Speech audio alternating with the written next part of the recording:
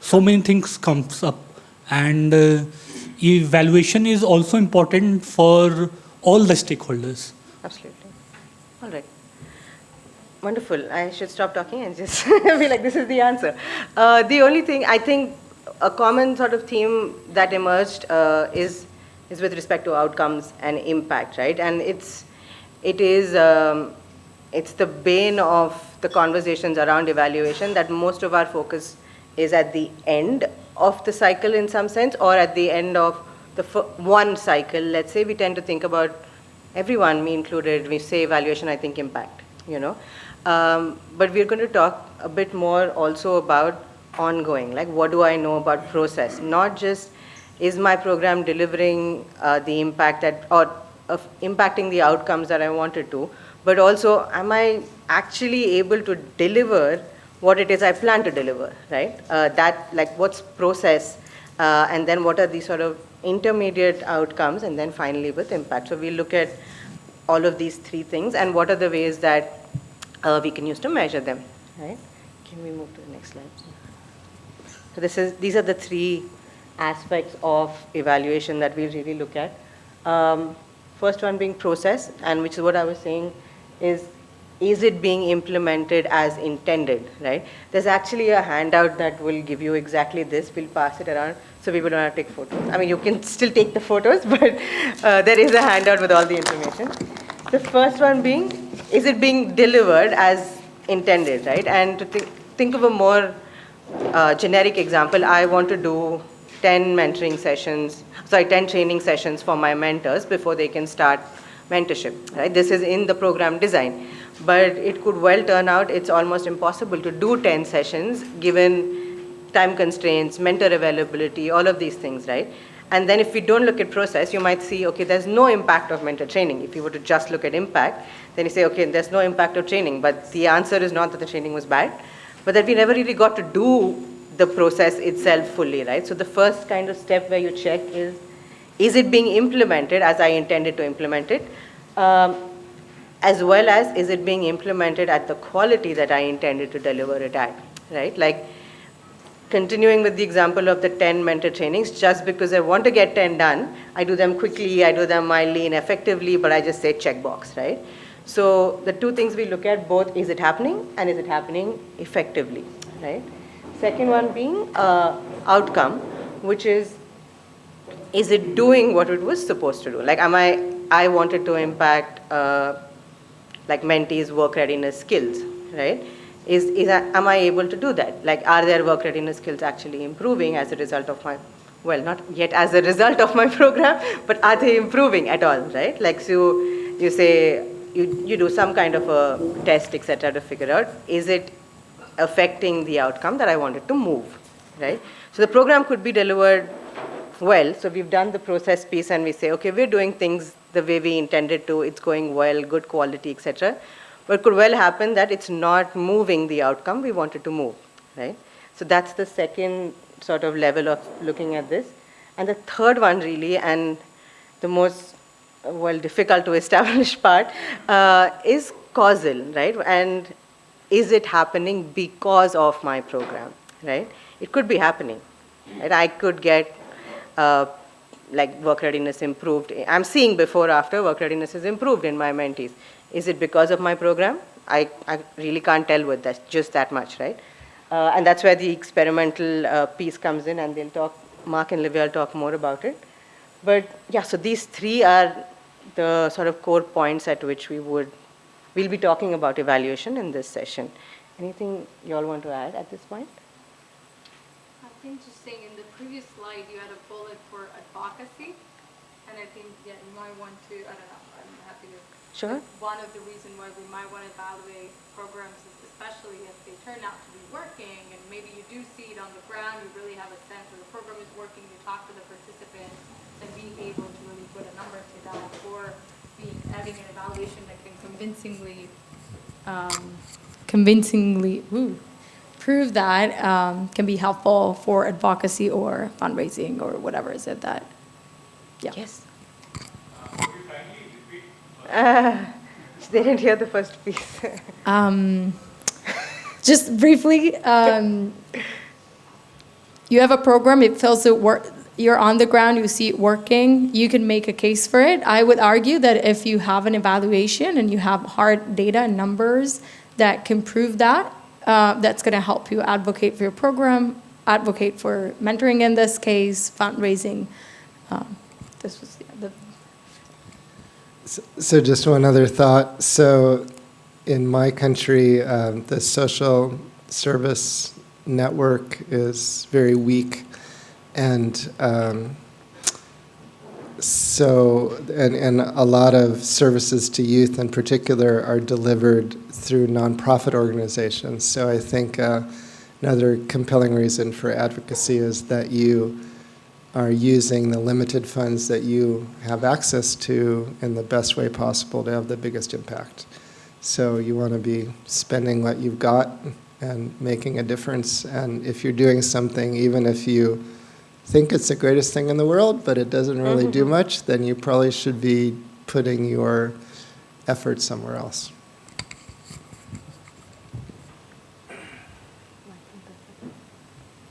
I mean, and I think, Mark, you segued us nicely into this. We're as much constrained by resources as well, right? Anyone who's implementing a program knows it's hard to raise money, it's very important to use it well, and it's essential to use it well for you to get funded again, almost, right? So one of the sort of key things that can also come out of why you do a good evaluation is to make sure that you're putting your money behind a program that actually has impact, right?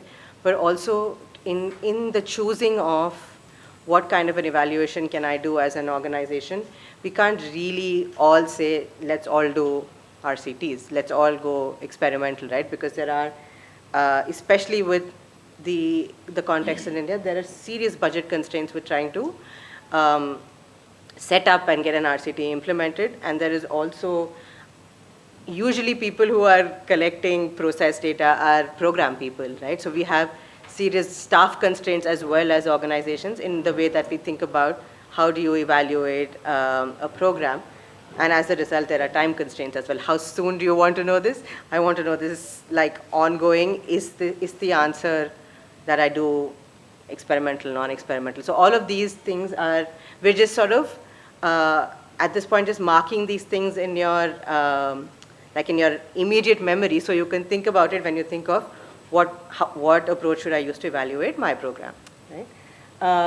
And scale is another thing. How small or how big is the program you're trying to evaluate? You know, is it 10 people, 30 people, 100 people, 100,000 people who are receiving the program, and then that also to a certain extent decides what kind of evaluation you can do. How spread out are these people? Are they in one district, across the country, across the globe, program being implemented digitally, etc.? That will also, sort of be one of the factors you think about when you say, how do I, like what kind of evaluation would work and at what level should I choose what approach?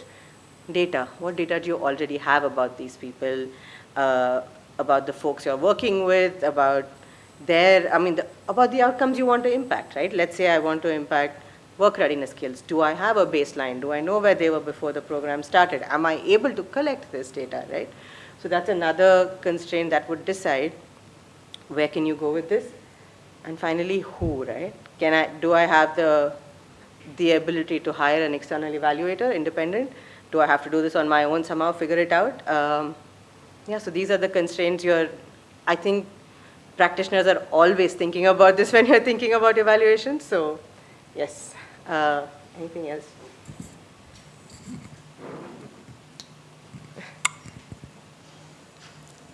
I would also add, so we're going to have this workshop and talk about how to evaluate, but not everybody gets trained on this, right? Absolutely. So I think also having the staff and the capacity in the organization to be able to design something like an evaluation. And if you do it with a partner, and if you do it with an academic partner, then another constraint is finding a way to speak the same language and getting somebody external to really and fully and deeply understanding your process, right? So yeah, I would say the skills necessary to do the evaluation, and then if you partner with somebody else, really making sure that they understand all the other constraints. I think one of the biggest limiting factors for the nonprofits that I've worked with is it is very difficult to do the comparison group randomized controlled trials that I talked about earlier today, for example. But many groups I know that do adopt some evaluation practices for the people in their program do learn things, but it's usually limited to the people that stay in their program. So if somebody leaves you, then you lose track and you don't know what happens. And sometimes leaving a program that is operating is a good thing. I've had enough and I go on and I don't need this anymore. And they may have really good outcomes, and maybe you helped, gave the spark and the kindling to get the fire going for them, But anyway,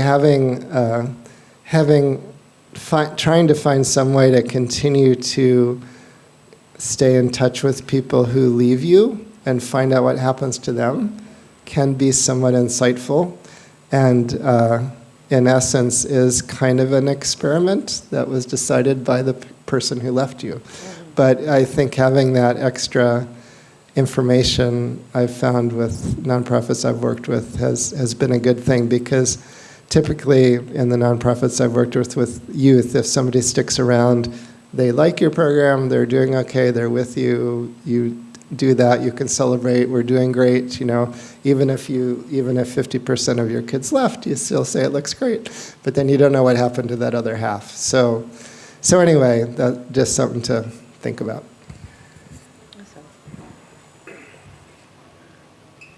Right.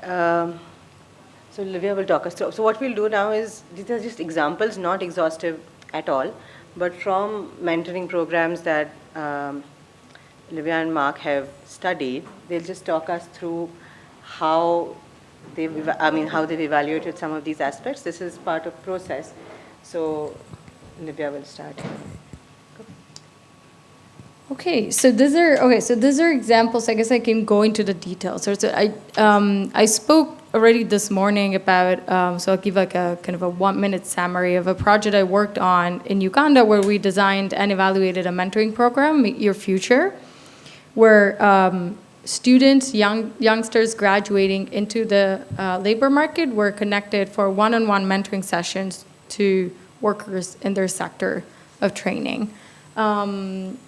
So part of the evaluation was pretty, I would say, data heavy. So we spent a lot of time and I would say also funds and energy to do it. I'll talk you through some of the things that we measured and how we measured them. But I do want to say the purpose of the study was also, of a lot of this work was also to write a research product, all to say that I'm not inviting you to necessarily collect the amount of survey data that we collected over 3 years. So not to say that's the golden standard necessarily, and that's the minimum required. But anyway, so what we did for measuring process is we wanted to, getting at Dutia's point, we wanted to really know, first and foremost, if these mentoring sessions were even happening, right? And so in order to do that, these were online mentoring sessions, and we would be in touch with both mentors and mentees through their phone numbers. So this was like a lot of the context that we had, I would say, all the context was through phone surveys or phone interactions, all right? So what we would do is we would, in order to get a sense of whether the sessions were happening, we'd use surveys that we conducted. The first one was 3 weeks really after the beginning of the program, and then 3 months, and then a year later. But earlier on, what we did is we surveyed both the mentor and the mentees, and we sort of wanted to check on both sides that the information matched. And I think part of this is maybe a different conversation, but I do think of the surveys as also partially tools that it worked to sort of keeping them engaged, as we showed that we were still engaged in the program. So we're kind of keeping an eye on the mentoring sessions happening. We were checking with them. We were asking about their level of engagement. But anyways, this is for a different conversation. So we did. So we measured number of interactions. We measured the duration of these interactions by simply asking through surveys how long they spoke and through what means of conversation. So if it was phone calls, if it was video calls, if it was WhatsApp conversations. We also tracked the quality of the mentoring relationships with questions to both, again, the mentor and the mentees. So we asked questions around, we had and I'm happy also to then share more details on this and maybe circulate it, but an engagement index that was sort of created by looking at both mutual engagement, these were self-reported measures, relative engagement from, we had maybe I'm giving something for granted because of this morning, but so we had some of the conversations were recorded, so we could confirm, we could measure engagement through by basically using the audio. So there are ways in which you can measure in a conversation. You can think of a conversation as a data point. So things like the ratio of how much the mentor and the mentees are speaking. So if you have a conversation where the mentor is speaking for the whole hour to the mentee, basically, and the mentee is not really engaged, and is not really asking questions, there isn't really a back and forth, and we would classify that as a low-level engagement conversation, even though, again, the duration maybe was, they still had a 30-minute, 1-hour mentoring session, but again, really the mentor was sort of talking at the mentee. So through the recording, we could measure things like number of questions. I mean, as basic as number of questions from the mentees, but also number of minutes, right? So you can see how many minutes. And there are even measures like, you can sort of like measure the back-to-back. So not just I speak 30 minutes and then you speak 30 minutes, but how much back and forth, right? So all of this we were able to measure through the recording. We also asked the mentor to tell us what they thought the engagement of the mentees were in the conversation, and vice versa, what was the perceived engagement from the mentee of their mentors. And then eventually, I guess maybe we did say this, but all these things, we used them to predict the outcomes that we were going to then look at. And so we looked at all things like how the mentor perceived their mentee being engaged, and vice versa, predicted how long the engagement lasted, which, as you can expect, did.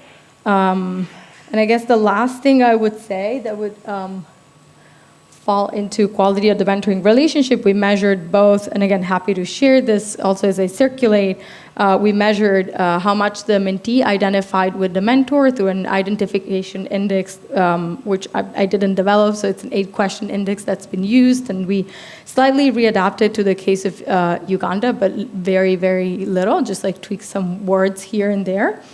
And then self-reported measures of usefulness from the mentor and the mentees, and I think more or less I said it all. When we just do last thing, in quality of conversations, this again, I talked about it this morning, so I don't want to repeat myself too much, but we use the conversations data to also get at the content, so the topic, so exactly what is it that they talked about and what kind of information was exchanged. But I think on top of the quantity, you can use recordings to get a sense of really engagement, participation, how much is being personalized.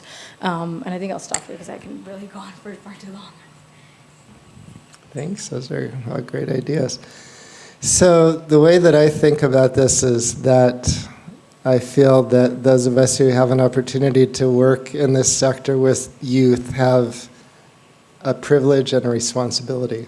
And our privilege is that we get to spend our lives, whether that's our volunteer life or our professional life, trying to make a difference for the next generation. What better thing can there be to do? But in that, we have a responsibility, and when we talk about doing evaluation and collecting data, the responsibility that we have is to protect the people that we're working with, that we're collecting more information, putting it down somewhere, and it's about the people that we're working with, right? So there's this high responsibility that we have to, in a sacred kind of way, to protect the integrity of this information that's coming in. And when you're doing this as a researcher in the United States and in all countries, because of all the awful history of research in the 20th century, you write down what you're going to do, and you get approval from a committee, and you get permission, all this stuff. And in a nonprofit or in a volunteer mentoring kind of group, you're probably not doing that, but there still is that responsibility to protect the information.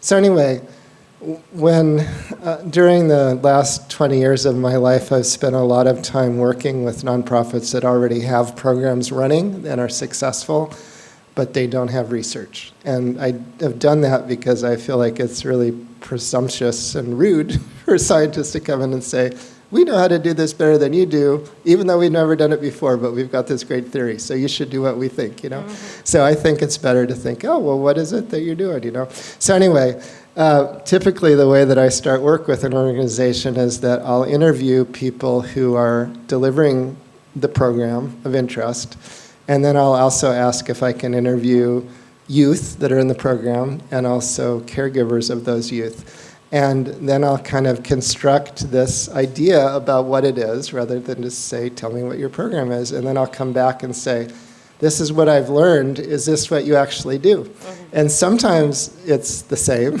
and sometimes it's really different, because actually how a program happens on the ground may be different. So anyway, that's usually my first shot at what are the processes of interest, and I'm trying to identify them from the people who actually do them or experience them. But then from there, then I will try to figure out, if a program is mentoring alone, and that's it. It's one thing, but often even mentoring groups will have other things that they're doing.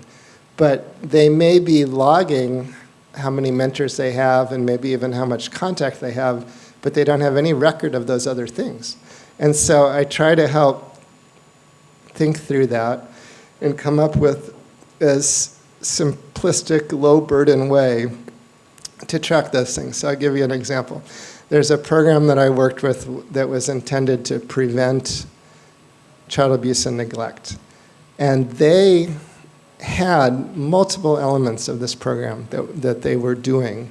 And on paper, it sounded great. If you did all those things, it'd be great. And they did do all those things. But it turned out, when we actually tracked it in the study we eventually did, that none of those things happened very much to everybody. There was just a little bit of this and a little bit of that. And it's kind of like you're baking a cake and you decide, oh, I'll just cut half the sugar. Oh, I don't need, that extra cup of flour. No salt. Skip the baking soda. That is not going to taste the same as what it says on the recipe, right? So often people will have this recipe, but they're not actually doing it.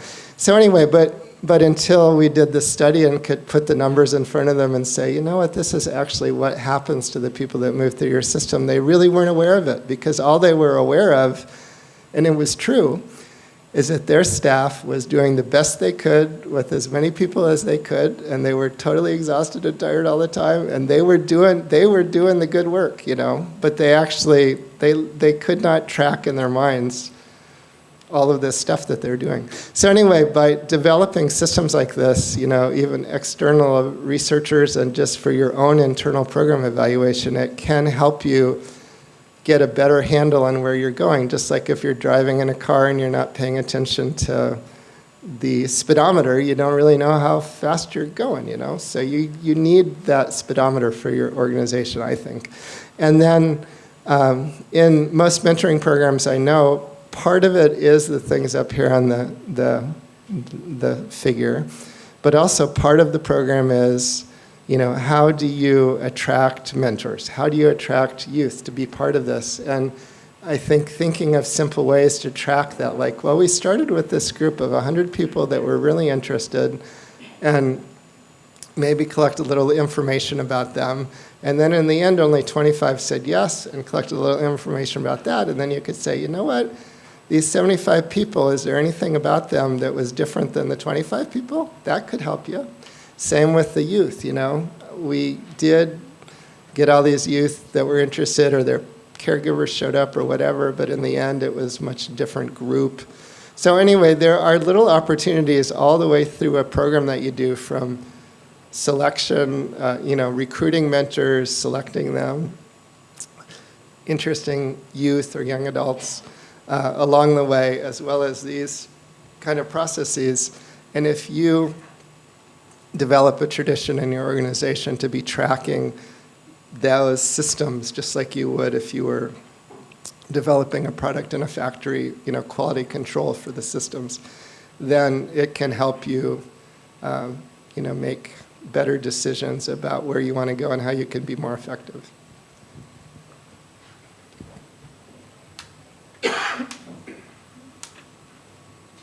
Previous slide, please. Okay.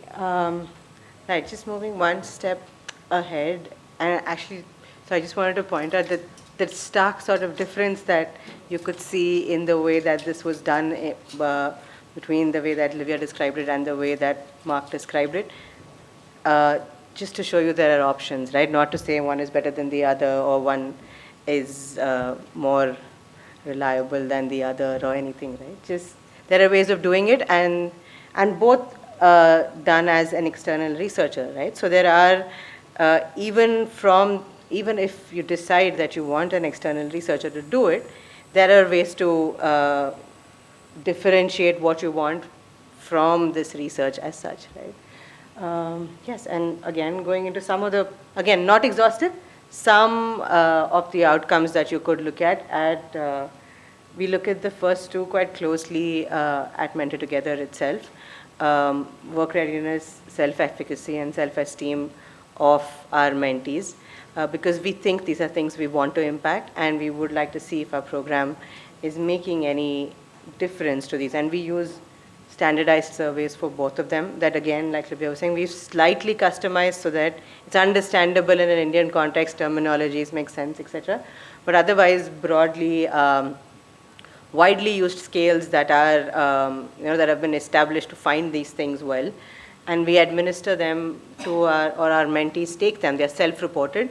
So our mentees take these surveys before they start the program, and they take them again at the end of the program, at which point their mentorship is, as per our program, complete, right? Sometimes they go on to get mentored by their mentors longer, but the point at which they stop engaging on our platform is when we do these tests, and we're seeing good effects, good improvement in this. And the other thing, though, that I'll come back to is we don't know it's exclusively because of our program, right?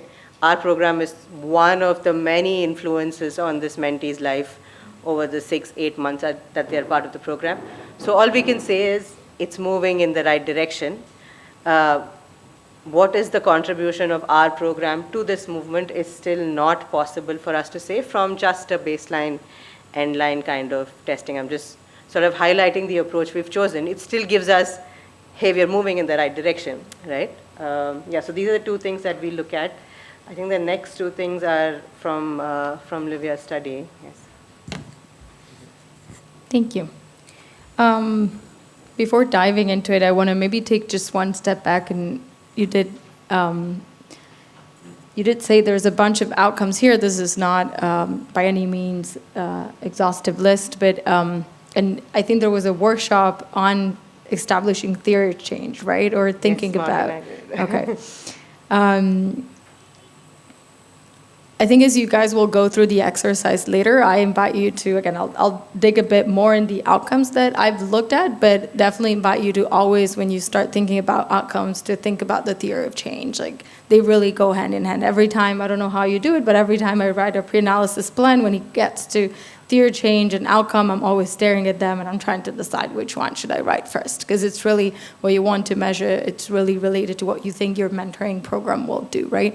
So in my case, the program I studied was a program that was designed for a population that I already knew from other studies, that was a population of, at least for the majority of job seekers, that had biased beliefs about what the labor market looked like, and probably their job search strategy was not going to be quote unquote optimal. this is a broad simplification, but let's say optimal given what the labor market conditions were. And so because of that, I expected, again, in my theory change, I expected the mentors to, as they talk to the mentees, to somehow, through information or through however it could have happened, potentially and ideally correct some of those beliefs about the labor market, and then ultimately the mentees would have responded with a different job search strategy. And so job search strategies out there, I measured that, but I wasn't fully sure of how that would have happened concretely. And so things that we measured were things like related to search intensity. Are the mentees going to search more, like literally time spent searching, money spent searching for jobs? Are they going to search more broadly? So are they searching in more sort of a geographically speaking in more markets? Are they going to search for jobs in different types of industries? Are they really widening the breadth of their search? And then I also wanted to measure whether the mentorship was working through making the mentees better at the searching in and of itself. And so you can think of a mentee spending, I'm just going to throw numbers out there, 5 hours looking for jobs, and then you can think of, how many interviews did you get for those 5 hours? And then for every how many applications first in those 5 hours? And then for every application, how many did you convert into an interview? And then out of every interview, how many did you convert into an offer?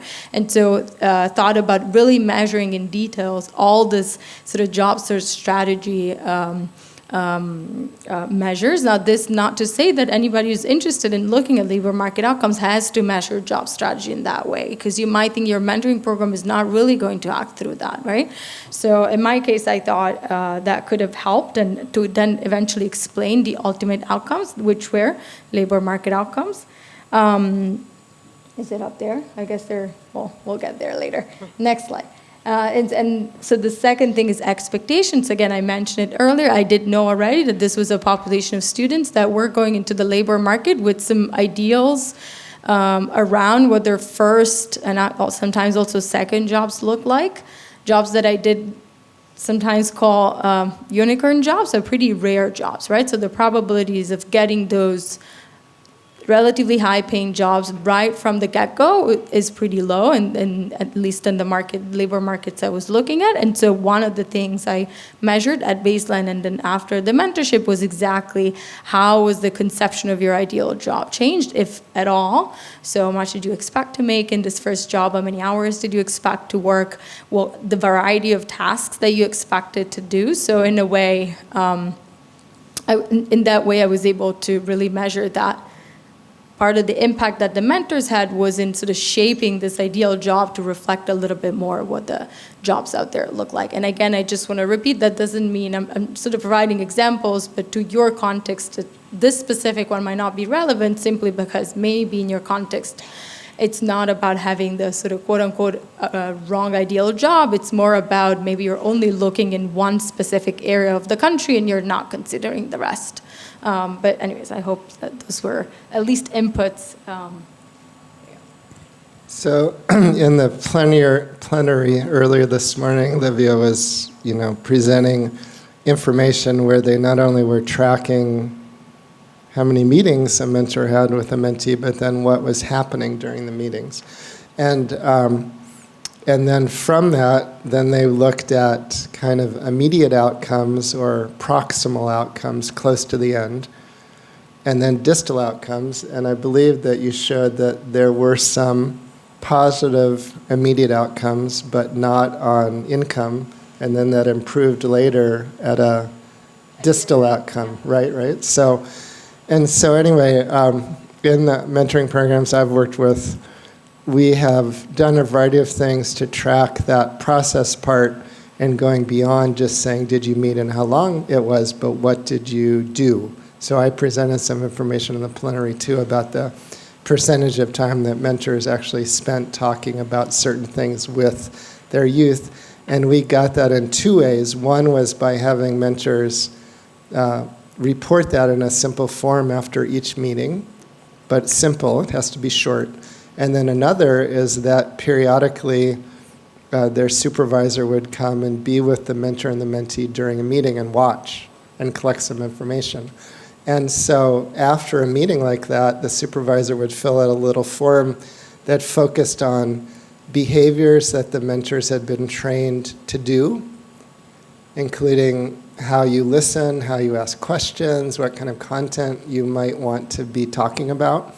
And then the supervisor would look at those things and then talk to the mentor and say, hey, I saw this. It's an opportunity to encourage and reinforce things that are going well, and then also say, I noticed there were some challenges in this area, and how could we overcome that? So it's not like, oh, you did bad. It's more like, it's really tough sometimes to do this part of this program, and I noticed that was a little bit of a struggle for you, but here's some ideas about how you might do that better. So we try to use that kind of coaching experience as a positive thing. And again, that leaves this paper trail of what happened, but it also provides an opportunity for the organization to shape what mentoring really is.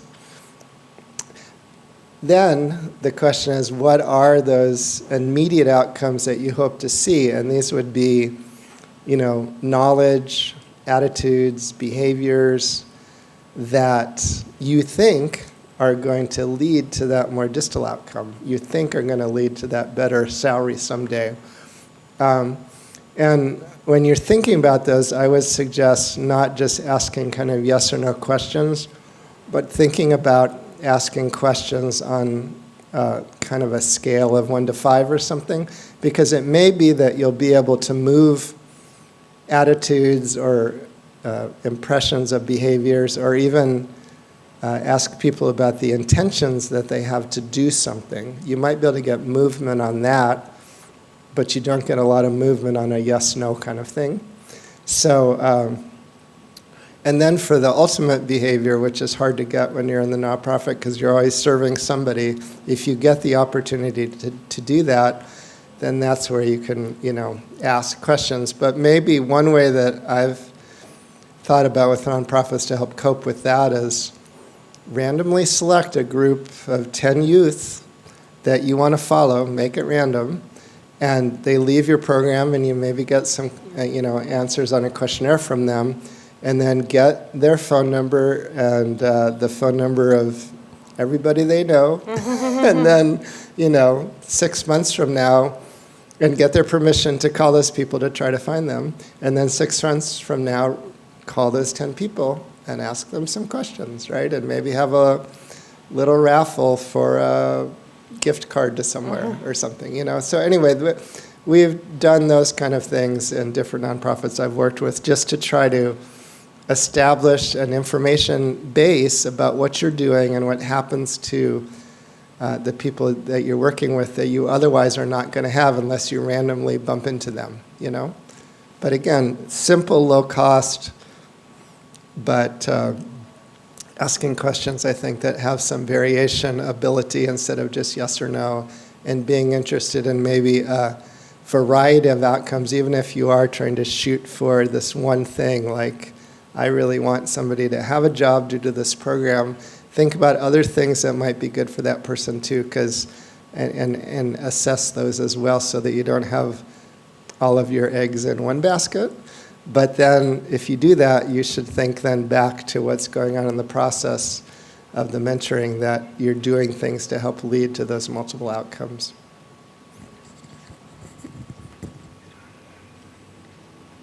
Okay. How much time do we have? I think we've run over a little bit. No?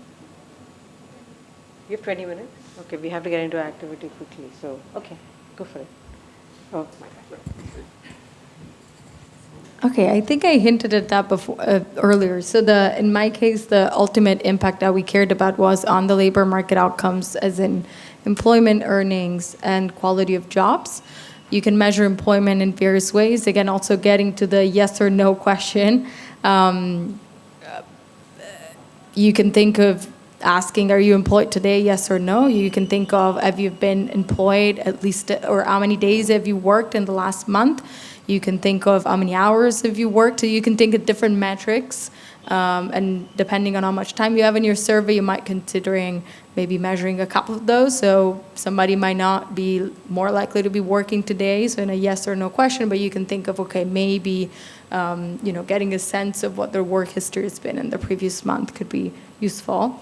Similarly, with earnings and then quality of job, again, it will be very dependent on what you're looking at. In my case, I wanted to look at things like what kind of job, what sector of operations they are in, what occupation. In my case, the youth had studied for 2 years, one profession. So you studied for 2 years to be a plumber. Most likely, if you're looking for a job as a plumber, so working as a plumber, I do see it as a sort of plus. So quality of the matching in that sense, that you can think of it as a quality of job can be, does your job have, did you sign a written contract? Do you have, again, this is going to be very context dependent. In Uganda do you have a written contract, yes or no? I would not ask about, health insurance or other benefits, just because for the types of jobs I was looking at, that was going to be a really long shot. But you could think of, again, related to your context, not only do you have a job, yes or no, but maybe metrics of how many hours are you working and potentially also well-being on the job. And I think for the other three, I'll leave it to you because they're more of your area. Okay.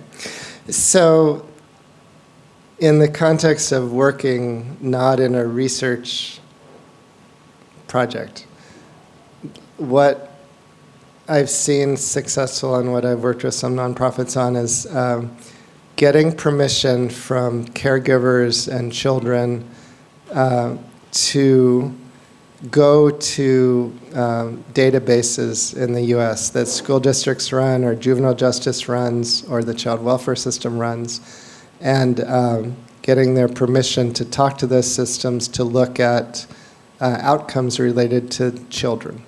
And if we get permission, then we have to make a memorandum of understanding with those systems. And then, if they cooperate, then we can get information.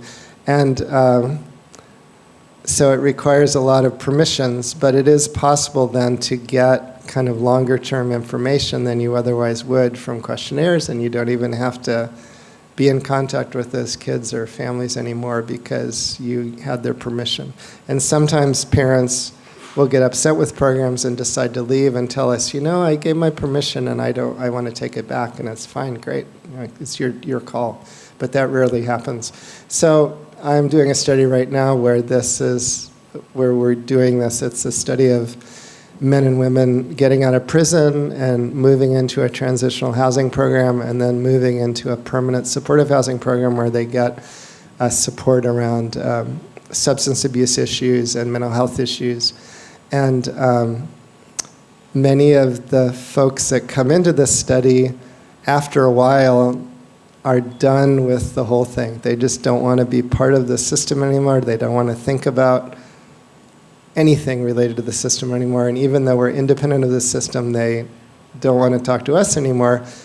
But they did give us permission early on to look at their information and report it back in an anonymous way, not sharing any names.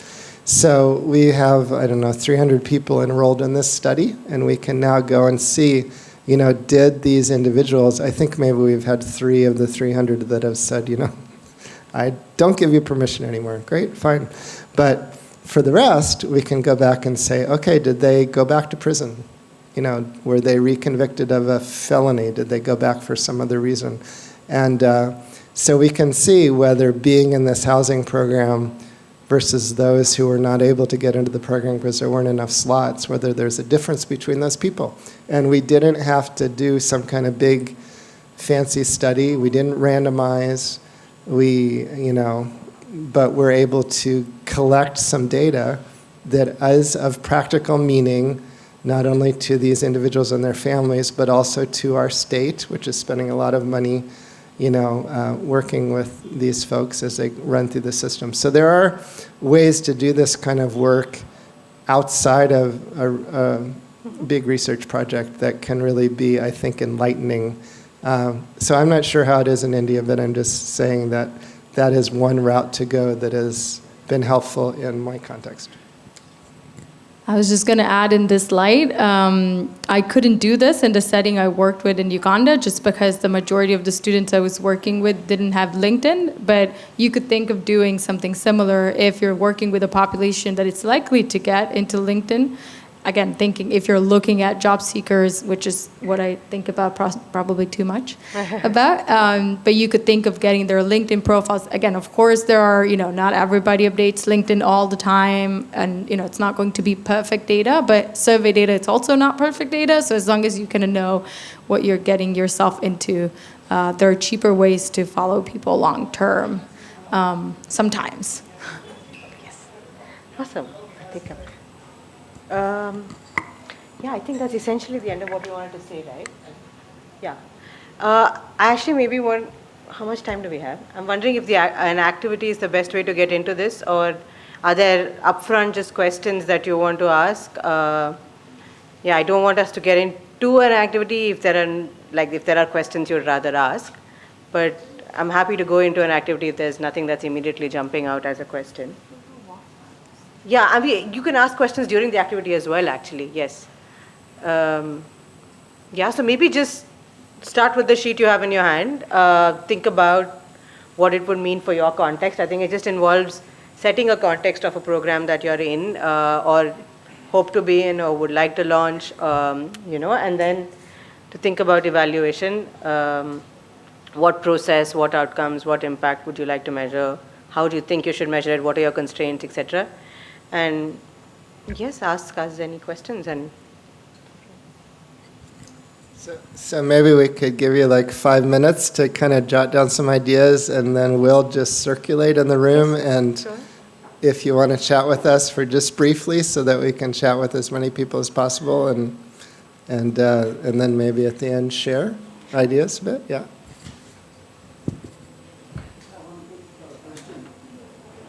A lot of the evaluation outcomes are basis actually the quality of the mentors. How do you check if the input is better? Because many mentors, let's say from my background, they come on basis our own social context, our skills, our biases. So that would probably therefore impact the outcome, right? How do you filter for that? maybe you train for it and not filter for it. How do you train for it also? Because right now, Einstein, all mentoring programs are giving some guidance to the mentors. But how do you check that you put it in because of the mentor, so therefore the outcome was not the desired? Because if you look at the mentors, they're not the mentors. Is that the issue? I think one thing you can do, it depends, of course, on the size of the program that you're talking about, but one thing I was able to do in my study is if you do have one mentor for multiple mentees, you're able to collect some data on the process, so the level of engagement, for example. I mean, if you do it on the outcome and impacts as well, but even if you just stick with, say, process outcomes, having multiple observations for the same mentor might be helpful in seeing if there's something quote unquote wrong with that mentor, right? So I think that could be a way in which you can try and sort of disentangle, is this a mentor, if I get your point right, is it the mentor that's not really following sort of the guidelines? And so yeah, I think that's what I could think about. Just getting questions. Yeah, okay. Sure. Go for it. Probably, yeah, they probably need it.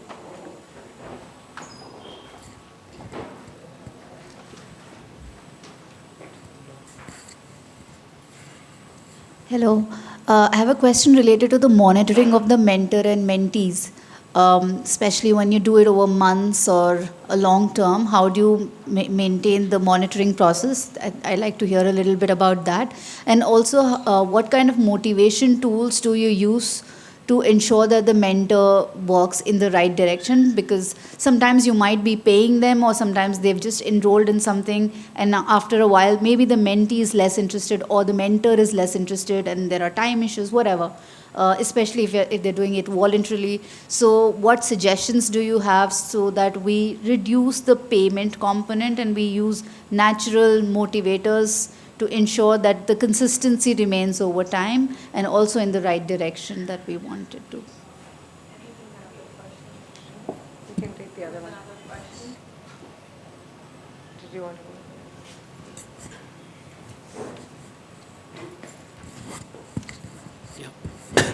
This is about the duration of the mentoring programs. So is there a particular time duration, like okay, to spend this much time to qualify this program as a mentoring, or I've also seen things like 1 hour mentoring, something like that.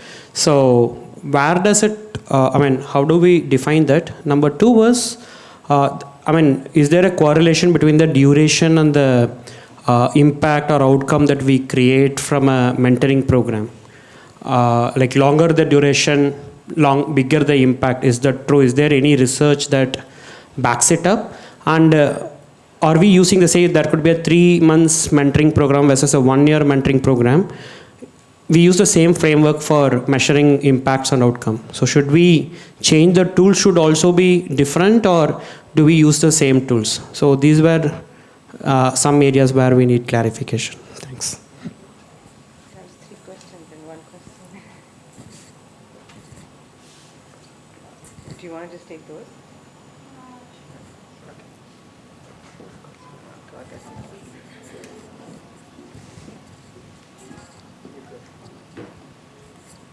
I have a question, ma'am. So, for a new organization which is very new and they have a capacity, but because of lack of knowledge and their understanding about how evaluation is getting done, for them it is very important because they need course correction and everything. So, how that organization should deal with it?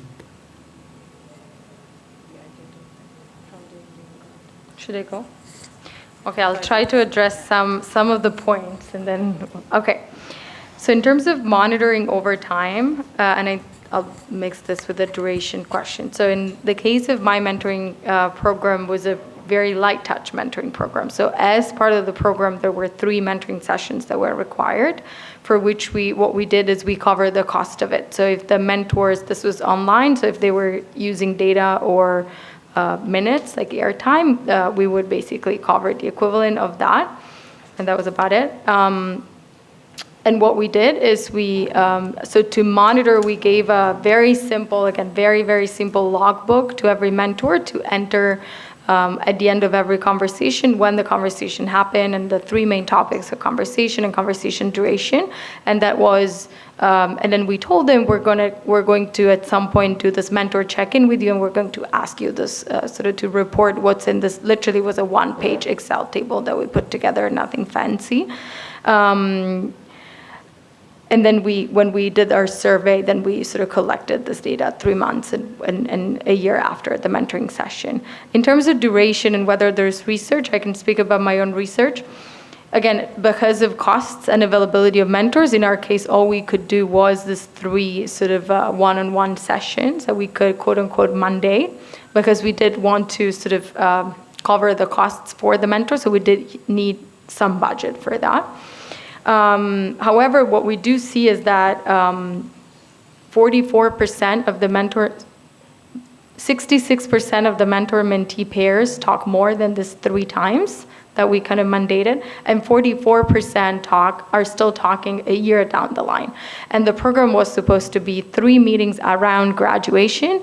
If you were to do them exactly as we indicated, even though it wasn't mandated, it was basically in a month and a half you should have been done, at least, again, with our 3 requested sessions. We never, we said if you want to keep talking, sure, but we're not going to be covering the cost of that. We do see that 44%, so almost half of them are still talking a year later.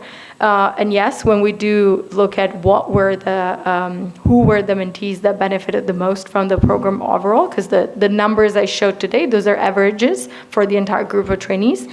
The longer was the relationship, the more you benefited. Having said that, that's not causal, right? Going back to causal, that's a correlation. It could be that because it was working for you, then you stick longer with your mentor, right? So it's a correlation, not necessarily causation. In an ideal world, I could have done something like half of the students get a mentor for 3 times, and then I forced the mentor to never respond to their calls.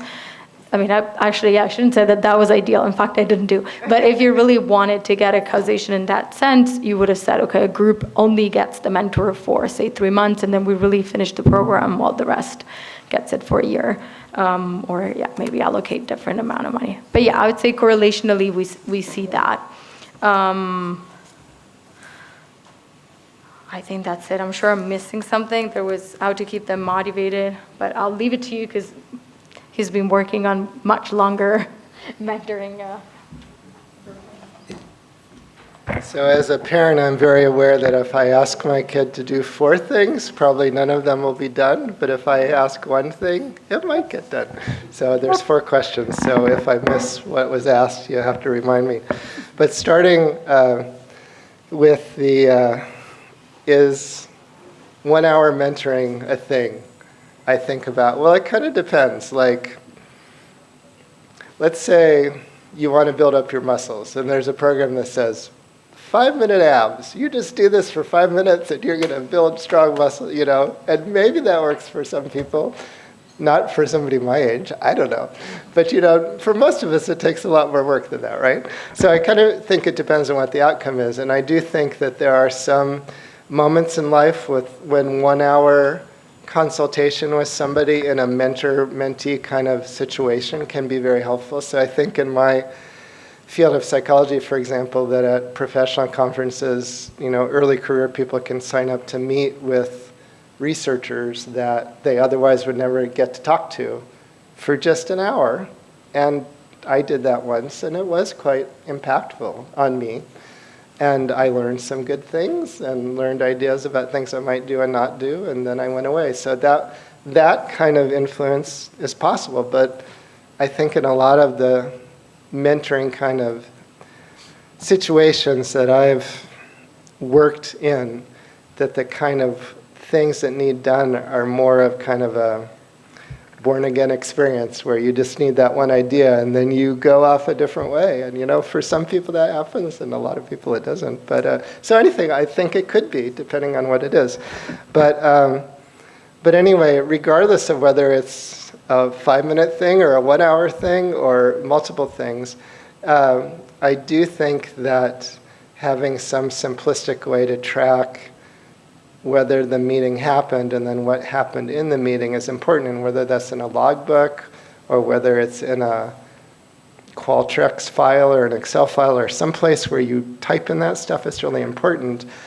But what I've found to be equally important is that there is somebody in the organization that is giving a nudge, a little reminder that, hey, it's time to do that. And it could be a text. And then also that there's somebody, that same person usually is also talking with the mentors on a phone in a periodic kind of way, maybe having email contact every now and then so that the mentor isn't adrift at sea out of communication and just doing this and not hearing. So I think it's a combination of simplistic documentation. And then if somebody isn't documenting, with that nudge, it still doesn't happen. You talk to them and you find out, well, actually they have been meeting, but they've been so busy they can't. So then I would do like an interview and say, well, tell me about when did you meet last? Could I write, you know, and get some information so you could fill in the missing data. But I do think that a combination of a simplistic way to monitor it and then tracking this kind of thing can help you learn if you pair that with evaluation and find out, you know, is the 1 minute meeting or the 5-minute meeting or the 60-minute meeting really getting what you want, or is it not? Are these meetings really happening or are they not? But one thing that I've had to do with a couple of organizations is help them come up with a new way to track information. And in one organization, it was a pretty simplistic process, but we couldn't get the mentors to do it. And so finally we just said, well, we'll give them a call once a month. We'll talk to them for 5 minutes. And generally speaking, on these kind of measures, if they're more than 5 or 10 minutes long, it's often really hard to get people to do anything, you know. I have a survey with 65,000 people in the US military, and It was a 10-minute long thing. We did get them to complete it so we could look at stuff related to mental health, really important. But if it would have been longer than that, it would have not happened, So keep it short, keep it brief. But another thing I would say is that when you're asking people questions about things, I would suggest you don't just ask one question, but you ask several questions that are related to what it is you're trying to find out that will give you a better picture and some sense of how reliable somebody's answer is. So if they answer the three questions in extremely different ways, then maybe you don't really know what their answer is because, right, they're not telling you the same kind of thing. What was the last thing there, back there? Question? Yeah. Just a brief, in very brief, words, couple words. Capacity building to do this kind of work, is that what it was about? Yeah. So I do think that it is extremely helpful if you can find somebody in your community, in your sphere of influence, perhaps somebody in another nonprofit that has some experience with this, because that input could come from colleagues in other nonprofits. It could come from colleagues from funding organizations. I know in some of the grants that I've gotten in the United States, for example, to fund intervention work, that we're required to go to these meetings where they tell us stuff, and we learn from people and all that stuff. But I do think the place to start is locally and trying to find other groups in the area that are doing programs maybe with the same kind of youth or young adults that you are, and ask them, hey, we're new in this. Have you done this before? What lessons did you learn? Is there anybody in our community that might, be willing to talk to us? Is there somebody that you talked from somewhere else, that knows about this? Who are they? Is there a website that could be helpful? In the mentoring sphere in the United States anyway, there is an organization called the National Mentoring Resource Center that you can find online. I'm part of the scientific advisory group on that, and that really does have some good resources that would be helpful. There's this group called Mentor, MENTOR, all capitals, that I referenced this morning in the plenary, that also has materials, including a guidebook on best practices in youth mentoring. There may be groups like that in India, I don't know, or in this region of the world, I don't know. But there are places and groups that are willing to share information on a free basis, and they want to share information, and that's why they exist.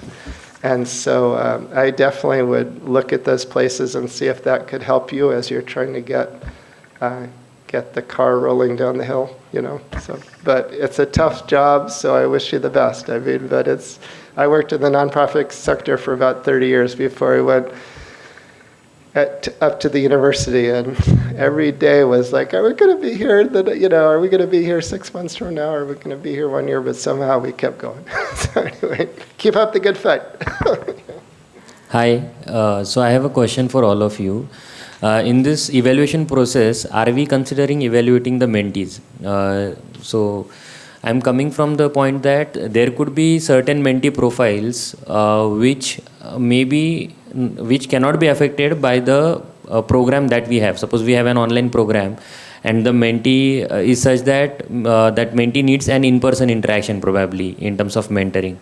So that somehow might give us skewed results, right? If there are certain profiles as well. So have you done it, or do you think it is not important to do so, like mentee profiling? I think it's part of what we were saying before, that you start this at the very beginning, and Mark spoke of it as well, right? Who is coming into the program? Also to think about it from the very first step. We don't straight up ever evaluate just impact, right? So you're starting with, now in just using the example that you gave, quite simply, that this is a mentee that needs in-person interaction and is in a digital program, right? You arrived at this information somehow, right? You can't tell this by just looking at the mentee, right? You've collected some information that has told you that this mentee is more suited to an in-person program. And my suggestion would be we do that before we enroll the mentee in, right? So that either we know that this person needs more than what this program is going to provide, because alignment to the project's goals or alignment to the program is quite an important aspect of enrollment, right? If the person who's in the program is not aligned to the program, then you're never going to be able to move the outcome you want to. So I would say don't wait till the point of knowing impact to say, okay, what was this because of? Try to backtrack to why did we not get outcomes, right? So Correct. So possibly like this is about mentee selection, that in that process itself you want us to evaluate and see the mentee profiles. But it might very well happen that similar cases can be discovered even though we go through the selection process and during the mentoring program as well. So is it not important to have a kind of a check at there's definite further studies to that. stages? There's never a program that impacts everyone equally. Correct. Never, right? So Yeah. there's always heterogeneity, and there are several like really good ways to know what kind of people are impacted differentially by the program, and that tells you things about how to change the program so that you can up the impact for people that it's not affected enough, right? What should I do differently? So I think there's lots of studies to, even if you were to let everybody in and do the program, and at impact you measure heterogeneity and try to figure out what was the reason for them having differential impact. It will give you information, right, for changing the program, I think, yes, for sure. Thank you. It's more rigorous to do, but yes. Oh, okay. That side. Is there anything? Feel okay, right? Awesome. Is there anything else? Oh, sure.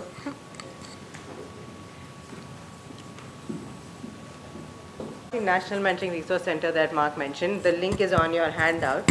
It's actually a great repository of resources that you can look at just to think about what are the various aspects of mentoring programs you can measure. These are designed primarily for mentoring programs, so a lot of tools, a lot of approaches to measuring quality, etc., that exist. You can adapt them, use them as they are.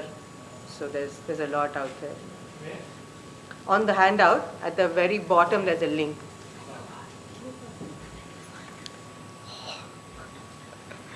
Okay, I have a question. I'm Yashaswini, I'm from UNI.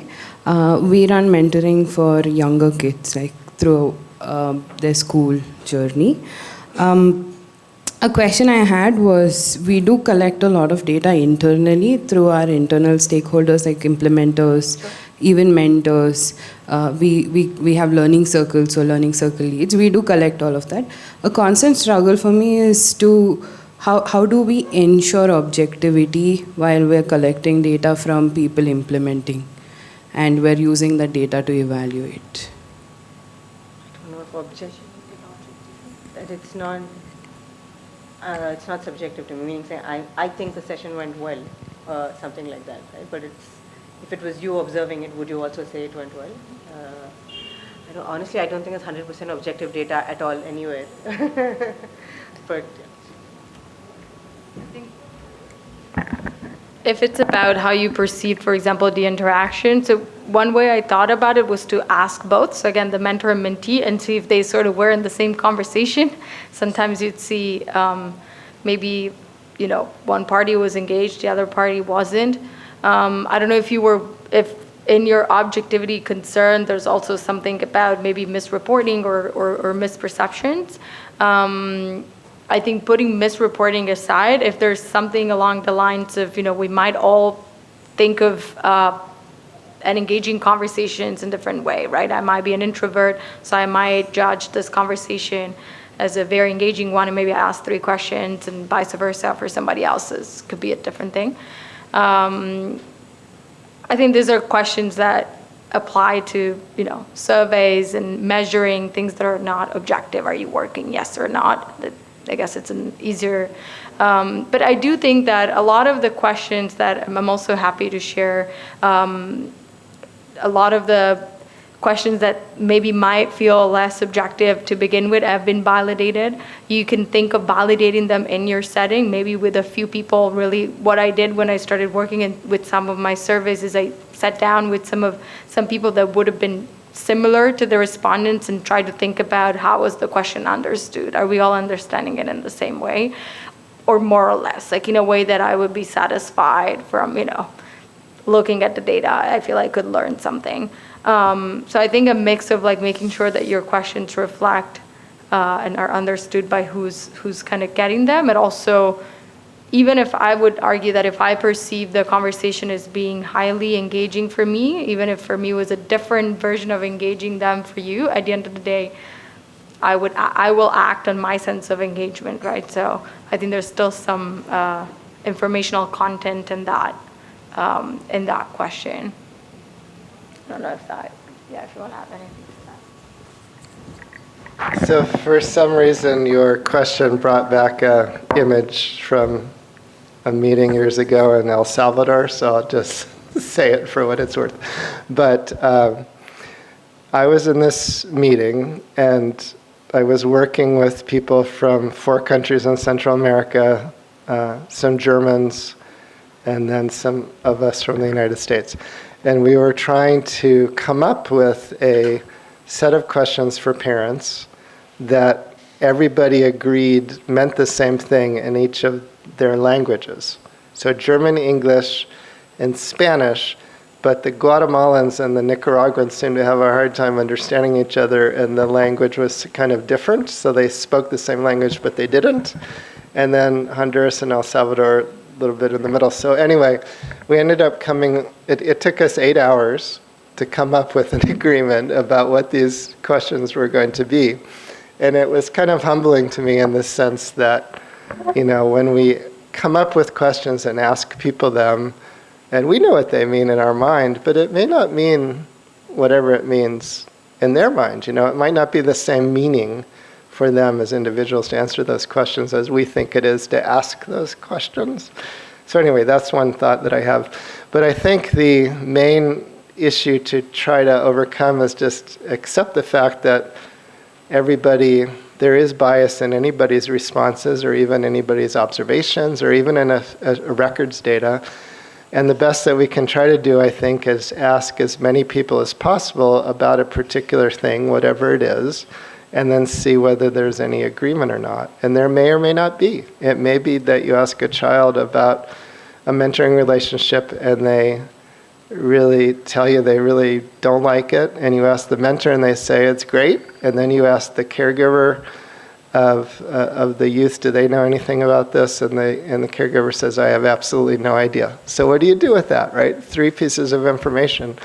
But you can report all 3 in a report and say, this is what we learned, But there is no kind of right answer. But one way we do try to do this, as I mentioned earlier, is that having a person who's a supervisor or supporter of mentors do a ride-along, in a sense, be present sometimes when the mentor and the mentee are meeting. And then after that meeting, have the mentor, the mentee, and the observer complete a different little thing. And then the mentor and the supervisor get together and look at what you learned. And then at least you can face together the agreement or lack thereof, and then decide what to do with that. So, yeah, that's about my best thought on that one. So. I think we're out of time. There's a question there, but we're out of time, right? Say it again. I think maybe we should take it after. Let everyone else go, because I think there's a common session at the end. Maybe you can stick around and ask one-on-one, no? Is that okay?